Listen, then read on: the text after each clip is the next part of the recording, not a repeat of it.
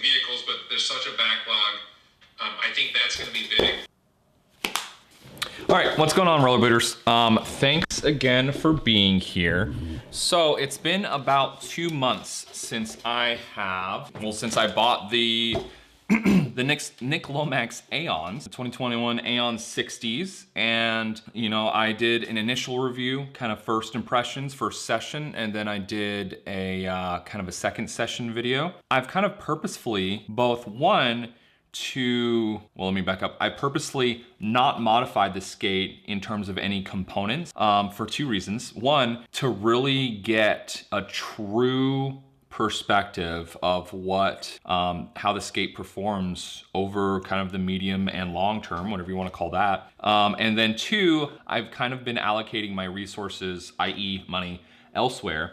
And so it's been kind of dual pronged, but it's been good. And so today I just kind of want to give kind of an update of where I'm at on the Lomaxes, what my plan is with them, kind of the good, bad, the ugly, whatever it is, and just keep you guys up to date, because I'll put the comment right here. Sorry, I don't have it pulled up right this second, but thank you for your comment. Kind of a nice reminder to kind of follow up on those, because why not, right? Give some more impressions. So, so I've had the USD crayons here for, I've had the USD crayons here for just a, dude, come on.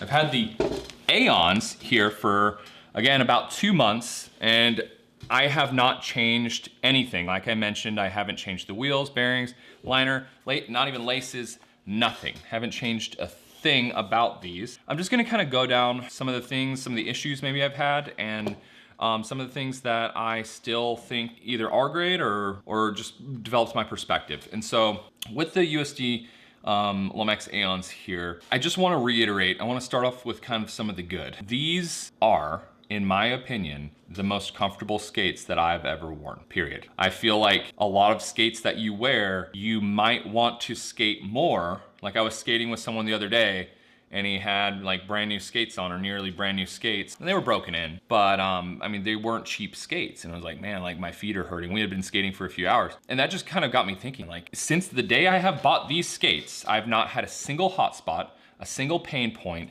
nothing, right? Like I will become completely exhausted prior to me having any pain in my feet due to these skates, or the way they fit or the way they don't fit, right? I will reiterate as well is that, you know, on the initial video, I mentioned that they do feel a little bit roomy, right? I am a 275 Mondo, right? And that's what this is calling for. Not sure if you can see it. That's gonna be a tough one. You can see it says 275. Looks like it's in focus. 275 to 282 Mondo, and I'm pretty much right at 275, 276. And that's a 10 to 10.5, right? Shell here. For UK, that's 9 to 9.5. And then for EU, that's 43, 44. And so pretty much spot on. And I'll just reiterate that these do feel roomy. They're extremely comfortable, but it does feel like my foot has a little bit of space to kind of move around a little bit. And so I'll say that while there's no pain with like just normal socks, they're a little roomy, just like I said initially. When I wear kind of basically 2 pairs of socks, these I mean, it's absolutely like heaven. The fit is absolutely perfect with 2 pairs of socks on. I don't know what it is. I think it even adds a little bit of extra cushion, whatever, but they feel perfect. I've never felt skates that were more comfortable, or even boots or shoes or anything. I think this is one of the most comfortable things I've ever put on my feet, honestly. All right, so there's that. Let's see. So liners are holding up really well. No complaints, no like excessive wear, nothing that makes me concerned at all. Everything's holding up really good in that department. So the laces, one of the issues that I did have the other day, and again, skating these, and I guess I've probably been skating, I probably average close to 3 sessions per week, whether it's filming for the channel here or just going out and sessioning. But so the other day, I have the original waxed laces. And of course, you know, I think if you've been skating for a while, you've had that sort of day where you go to crank down your skates and the laces snap. So, and that exactly happened. You can kind of see I put like a little square knot in there. And so I have kind of had to jerry rig it on the hooklets here. So that's unfortunate. I went to Dick's to try to buy some new wax laces, sporting goods store, and wasn't able to find any. I didn't try super hard to like, cause I was doing some other stuff, but I didn't try super hard. So that's something I'm just gonna plan on ordering online, is some new waxed laces. So that's unfortunate. About 2 months in, I don't know, call it somewhere between 20 and 30 sessions maybe total, the laces went. So that's unfortunate. But the laces worked really well up until that point, and they still work pretty well. It's just kind of janky now that I had to sort of tie them back together, but whatever. I did put blue Loctite on the cuff bolts here, because if you remember from the original or the second impression sort of video, second session, that, you know, like I had a cuff bolt pop right out, and it seems like the middle bolt. I'm not sure if there's some rationale behind that, but the cuff bolts on the middle, on the negative side, seem to get loose much faster than the ones on the outside, on the kind of the lateral aspect of your foot here. So I did put blue Loctite on those. It seemed to help a lot. I still am having, and I know a lot of people talked about the Fruit Tech hardware. I appreciate that. Again, I wanted to kind of keep these stock for those two reasons I discussed. So yeah, I will find that even with the blue Loctite, which I tried to follow to the letter in terms of their directions, I still feel like I still find that these get a little bit loose sometimes. So that's an issue. I still have to crank these down. And so Fruit Tech hardware apparently sells good hardware that don't come loose. So there's that too. Okay, so there's that. And then on, where'd it go? And then on my right skate, so this happened a couple sessions ago, and you can see, so I guess let me back up. This is how these eyelets are supposed to look, right? Just so you can lace them up and hook the laces around those eyelets so it's a little bit faster, usually, to lace them up and unlace them. Well, I don't remember, and I don't know how it happened, but this happened, this eyelet right here, bent up, and I haven't fixed it yet. I've just kind of been avoiding it, partially because I'm lazy and partially because I wanted to see if we can fix it together on the video here. So I have just some pliers. So we're gonna see if we can bend it back. We're gonna see. I'm probably not doing this the best way possible. Have some needle nose pliers here. Oh, it's always my face. Camera, leave me alone. Focus on the object here. So we'll see if, yeah, that's working. Just trying to bend it back here. Okay. All right, I think that's about as good as we're gonna get right now. So got that bent back. So yeah, it is what it is, man. It's a snag hazard.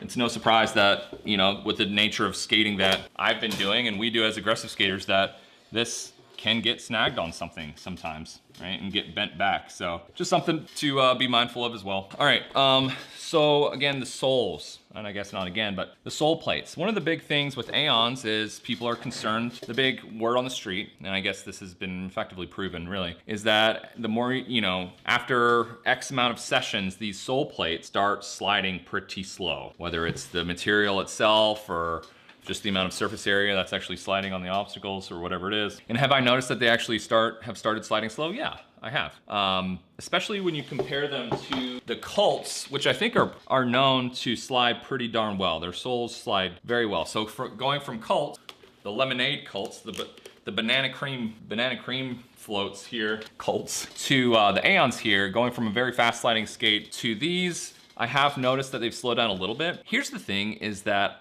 that's not a huge concern of mine right now. Because even when I was skating the Dallas Kink, and I'll put the clip right here, I started skating it and it was really slow. But the more I waxed the rail and the more I skated the rail, it broke in. And that's been sort of my experience on a lot of different obstacles. Like I'm just waiting for the day, like, yep, here it is. It's finally the day. The Aeons are sliding like garbage and they're useless. And everyone's been telling me the Aeons are expired, right? They're done. Go get some slicks or get some different skates. But they're still absolutely fine. Are they slower than other skates? Yes. That's the sole plate. The H block, man, this thing's fast. Like, I don't know, whatever. It's the same material, I guess. But the H block, super fast. Soles, not super fast. But I find that it doesn't keep me from doing the tricks that I really want to do, honestly. I just usually have to be that guy that waxes things probably a little bit more than other people. And so, again, you can, I guess, solve this problem, allegedly, by getting the slicks from nickel and dime. Again, they're like 70 bucks. I'll put them right here.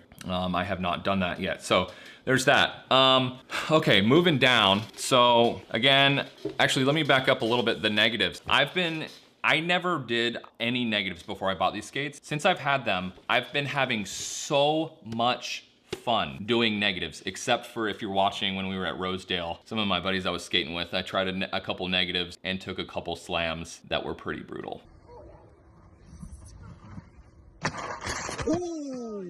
But I had a lot of fun up until that point, doing a lot of really creative and really goofy negative tricks, kind of like you saw in the weirdest grinds video, like negative chicken bone acids and alley-oop negative chicken bone or citric acids and alley-oop negative macchios and stuff like that. And it's been so much fun, honestly. Like I kind of just scoffed at negatives, like, oh yeah, those aren't for me. Those aren't real. Like I don't, whatever. But like now I love them because the flex of these skates and the size of these negatives allows me to have a lot of fun doing negatives. So anyway, take that for what it's worth. All right, moving down to kind of, I guess we'll call it the frame, even though these are a unibody construction. Again, if you aren't aware, the shell, the sole plate, and the frame are all one solid piece. Anyway, so with these frames, I've been having a little bit of an issue with the grooves. You can see that they're getting grooved in. They're starting to get grooved in pretty well for the most part. But one thing I didn't really mention too much in the beginning was these H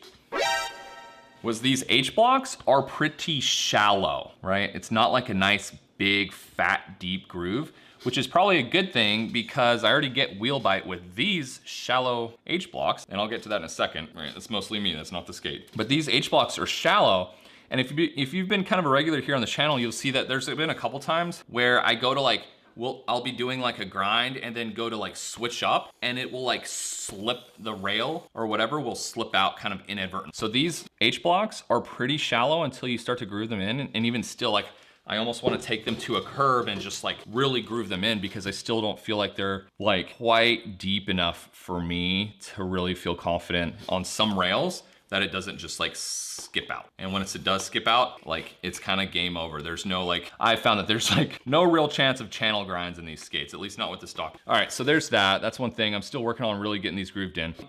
The hardware here, I haven't had really any issues with it coming loose. Contrary to the cuff bolts, the actual axles seem like they stay nice and tight. The wheels, okay, so the wheels and bearings. They're super fast. I said that over and over in the first one. They're super fast, super solid.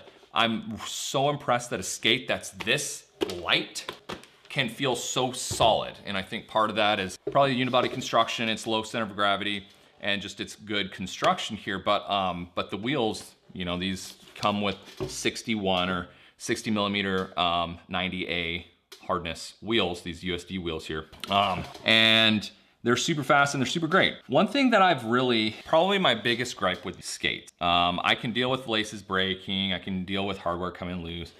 One thing that really has my confidence shaken, and I mentioned this in the second video, was that I used to skate ledges, especially with the Colts, Ryan Anti-Rocker here. Like I used to skate ledges and with full confidence. And nowadays, like I'm not gonna lie, like I'm just flat out almost scared to skate ledges nowadays. And it almost doesn't matter if it's like a groove trick or a sole trick. I get a little sketched out. Whether it's warranted or not, my confidence is like really shaken in my ability to do ledges with this specific setup. So I know I got a lot of great feedback, and thank you so much for everyone that gave the feedback on wheels, right? Buying different wheels with like a different, I probably need to rotate these, don't judge me. With a different profile and a different hardness and different size. So I'm looking at dead wheels, I'm looking at undercover wheels, getting something, maybe some 58s, maybe some like 92s riding flat. I know the Bolinos are rolling with like 90 hardness on the outside, and I think 95s on the inside. So that's kind of cool. It's like you're riding almost like anti-rocker hardness, almost, but riding flat. So I'm gonna give something like that a try. Still undecided on exactly which wheels I'm gonna choose. But definitely gonna go with something a little bit smaller, a little bit harder, because I really, really like riding flat. You know, if you've been around a while, you know that this is my first flat setup that I've skated in the last 20 years, and I love it. I love the speed, I love the power transfer, the maneuverability, just the feeling of riding flat, I am like addicted to. But I am a little bit terrified of ledges right now, unless it's like extremely waxed up and just kind of like perfect conditions and whatever, like my confidence is shaken. So I'm gonna play with these wheels and I'm gonna figure out what works, because I really wanna ride flat and I know it's possible, and I get a lot of, again, good feedback that guys switch their wheels, and wheel bite all but effectively goes away. So that's really encouraging, right? So that's the biggest thing. That's my biggest gripe with these, is that I just get nasty wheel bite every now and then. And again, is that a function of my skating? Absolutely. That's not the skate necessarily, because it is possible to do tricks and not get wheel bite on these. But I will say, in my experience and in my opinion, you have to be pretty darn close to perfect to avoid wheel bite altogether on these. It has to be pretty much picture perfect technique with these wheels. So anyway, we're gonna swap those out. Again, extremely light skate. I'm so happy with the skate in terms of its like just quality, in terms of how it performs. I think once we can solve that problem, which I know is possible because I know others have done it, these are going to be just perfect, right? Soles are a little slow. We can fix that, right? We can either get the slicks or just skate faster maybe. But yeah, the flex, again, the flex on these skates is fantastic. All in all, I'm extremely happy with this skate. Again, I've said it before and I'll say it again. Extremely happy with the skate. I don't want the negatives to overpower just how good this skate is, honestly. I'd buy them again in a second. Anyway, that's pretty much sums up my thoughts on the skates today. I hope you did enjoy it, right? And again, I really enjoy and I really appreciate all the feedback I get in the comments of like this video. You know, someone mentioned, hey, I'd really like you to revisit these skates. And so if you have an idea, because the last thing I want to do, and if you haven't noticed, like there's a pretty broad variety of kind of themes and different sort of video styles that I'm doing in terms of like topics, and just either it's funny or it's a review or it's an how-to. And yeah, please keep giving me, I read every comment, I try to respond to all of them. Please keep giving me like suggestions on what you think I should do next. Because I have a lot of ideas up here brewing constantly. And the next one is, I think you guys are gonna like a lot, and it involves these skates. And I think it may be a dud, it may not be, but I think it's gonna be really fun in the meantime. So, all right, anyway, thanks again for being here. Really, thank you so much for all your support. We just crossed 1,000 subscribers recently, and that's massive, right? I haven't put out a lot about that, but thank you so much for all the support. I think we have a fantastic community. I love seeing like, you know, familiar faces down in the comments section. So again, thanks for being here. Make sure to hit that subscribe button if you haven't already. Give the video a thumbs up if you did like it, and ring that little bell to know exactly when I upload new videos. So anyway, we'll see you next time, rollerbooters. Take care. Which one of these videos looks more interesting to you? This one or this one? Click one to support the channel and to support rollerblading, and I'll see you there.